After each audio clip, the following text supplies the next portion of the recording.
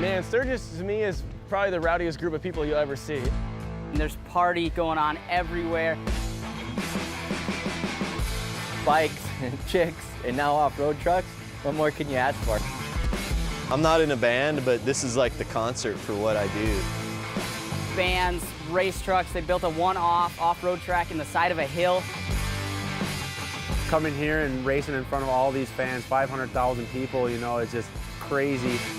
Luckily, TORC was able to put on an event here, and I'm so stoked to be a part of it. It's crazy, crazy people, crazy everything you see. The track is crazy in its own way.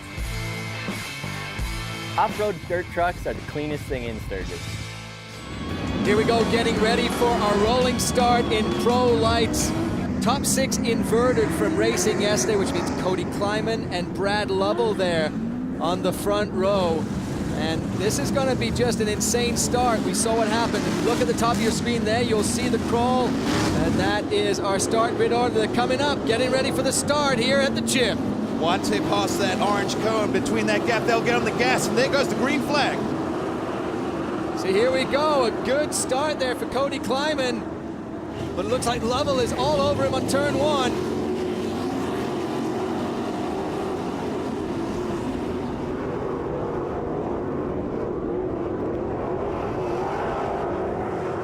Practice to try to low, and look at Cody Kleiman, a huge bicycle there.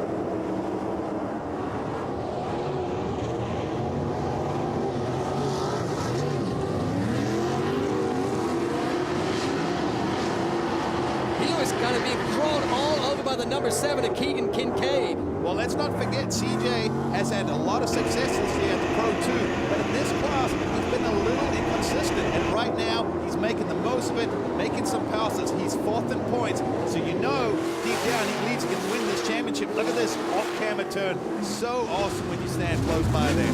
Then into turn number 9, this big sweeping right-hand hairpin brings you back into that start-finish stretch. Well, they complete lap 1 now.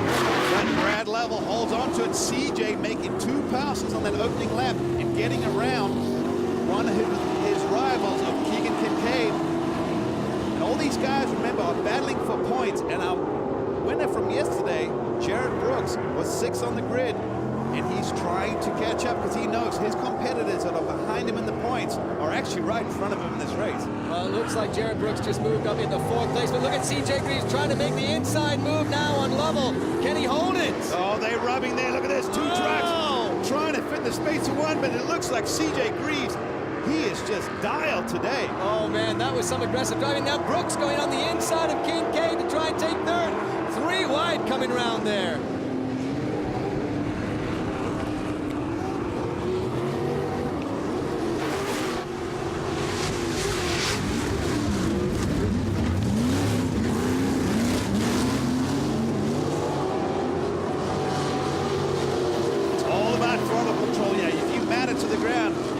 Trench, but go nowhere.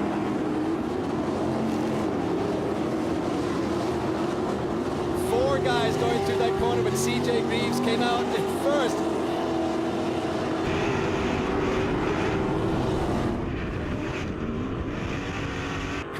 Christy. CJ feels his experience on 2 wheels helps him adapt to the different lines that this track has and the different ruts throughout the race. Grant, I'm sure you can shed some light on that. You know, absolutely. I mean, I actually went around this track to check it out, and I thought, man, this is a track I would love to do. And CJ, a kid that grew up racing motocross, he even said this is a outdoor motocross type track. Elevation, uphill, downhill, off camber, canvas. Braking bumps. I mean, how often do you see gigantic braking bumps? Right now, they're not that bad, but later in the show, we will see them getting deeper and deeper. And turns like that, you're going to see these trucks almost going through on 2 wheels. This is a great battle for 3rd place between Lovell and Jared Brooks. And Jared looked like he was going to hold in that 3rd position. Oh, there, Lovell a little bit sideways, and Brooks tags him. There was some contact there. We were talking about coming out of these tight turns. You got to really feather the throttle. And right now, CJ probably got the right groove on the tires. Yesterday, he seemed like maybe just a tick off, but right now, this track is in prime condition. You can tell just enough moisture, no dust, but not a lot of mud. If you're on that main line where it's a little more shiny, it seems to be pretty good traction. And absolutely amazing. Those cat machines were out working so hard after last night. Torrential rain here in Sturgis. They have prepped this track, and it's unbelievably, it's almost dusty now. Well, the weather was so bad it blew the sunroof out of our car when the lightning struck it, of the rental car, and there was water flowing all over this facility at one point. But fortunately on the hillside, a lot of it drained, and the track crew, Jeff Nordstrom, and the Caterpillar machinery doing great. But look at this, a guy I know pretty well, Jeremy, we all know him as Twitch Stenberg, the freestyle motocross guy, the X Games legend. Didn't have a great day yesterday, so he had to start near the back of the pack. He's gone from 16th to 10th just in a matter of 4 laps so far. And the interesting thing is when we saw Twitch actually in his practice and qualifying, he was really looking fast yesterday, had a little bit of trouble. I mean, his truck looked like it was in pieces when it finished the race at round 11 yesterday. But he's back today, and he's fighting to work his way up to this lead. But CJ Greaves, that number 33 black and green truck, still in the lead, being chased down by the number 7 of Keegan Kincaid. Well, even if you ever look at the lap times right there, CJ Greaves' last lap, 106.9. Keegan Kincaid, 107.1. Those two mirroring each other's lap times, and everyone else about a second behind them. Third place, we've got the 44 of Brad Lovell. Jarrett Brooks, who had an impressive drive yesterday, especially when we had a little bit of rain. Doug Mittag sitting there in 5th. Cam Reimers. We see the 48 of Cody Kleiman, and there, the son of a former series champion. We got Luke Johnson, son of Ricky Johnson there. These guys from 4th through 8th yesterday had an epic battle. Body work all over the track. It was getting slick, guys sliding. See Twitch still trying to make some passes a little bit further behind. Back to the front here, and CJ Greaves powering back up the hill. Again, the elevation changes in this track are what's so unique. A few hundred feet of elevation, which means you're going up and down pretty much all of the time, and a lot of these turns, especially the left-handers, are off camber and just throw you so far sideways. You see CJ on the gas there. He is pushing hard, but Keegan Kincaid is not letting him go. Keegan sitting 2nd in the points, 18 points behind Jarrett Brooks, and he's in front of Jarrett Brooks right now, and that is valuable points, because remember, we are running out of races. So we're coming up to the close of lap number 6, and we will reach the competition caution at the halfway point of our race. You'll see the red and the yellow flags come out, and CJ off the course completely, and Keegan Kincaid comes through. So CJ Greaves makes a misstep, and that will cost him at least first place at the competition caution. Well, look at this. Brooks now having a look up the inside. Who's it going to be to the line? CJ holds on to it, so fortunately, minimal damage down there. Thank goodness those front two had a bit of a gap.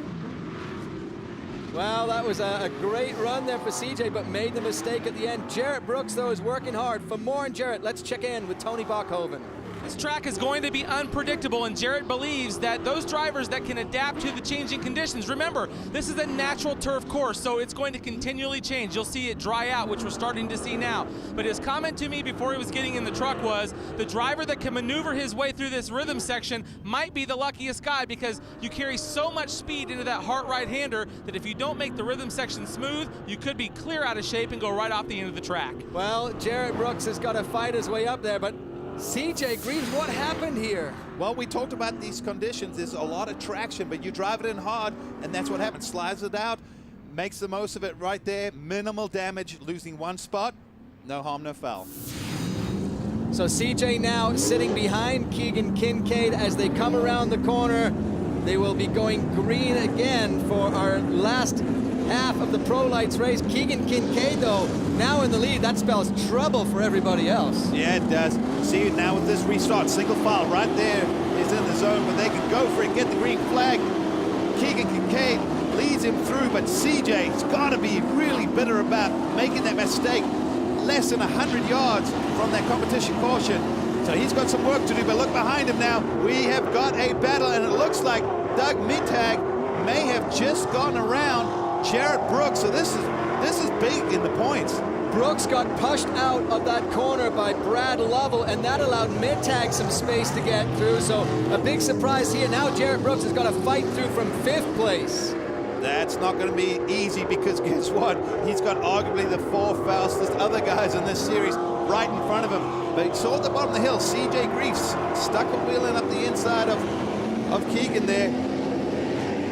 So that's been the spot because he's made his passes. Oh, look at this, making contact. Wow.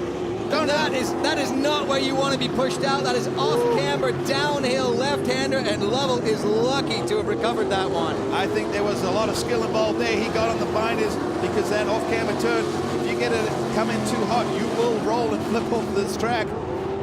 So he saves it there, but Doug Mittag coming, oh, we see some body work. I guess that's normal in TORC truck racing. Oh, little bicycle from Mittag, and a mistake. Oh, big mistake by Keegan Kincaid on turn 1 on the outside.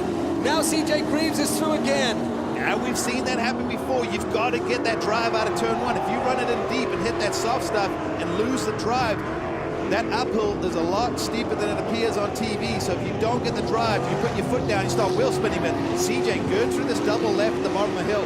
He made passes there earlier.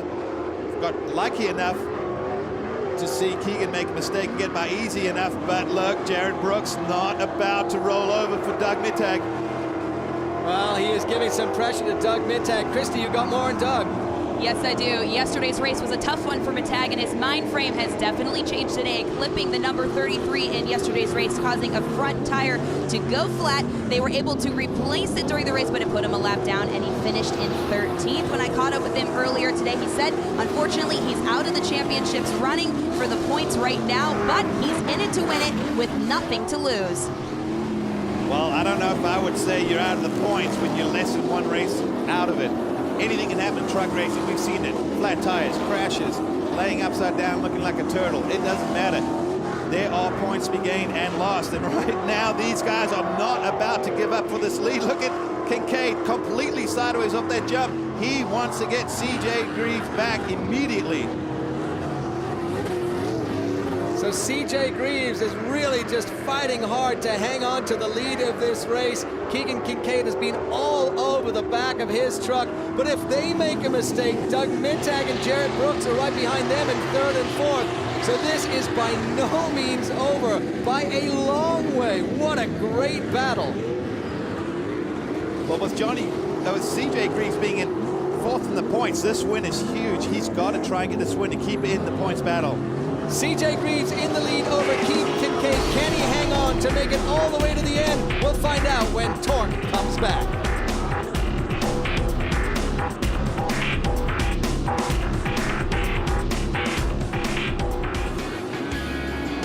Welcome back, everyone, to TORC, the Off-Road Championship presented by AMSOIL. This is the battle at the chip. You're looking at CJ Greaves in the lead of our pro light race. He is being pressured by the number 7 of Keegan Kincaid behind him.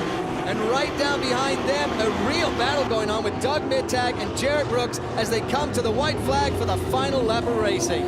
One more lap to get it done, and CJ Greaves getting it done. Yesterday, ended up 3rd, so today, definitely some redemption for him and gaining some valuable points in the series. And if he wins this, what is even more amazing is this will only be his 2nd win in Pro Lights this season, with 11 races already in the book, so he will be very happy, but he still has to climb out of this and climb into his Pro 2 truck right afterwards.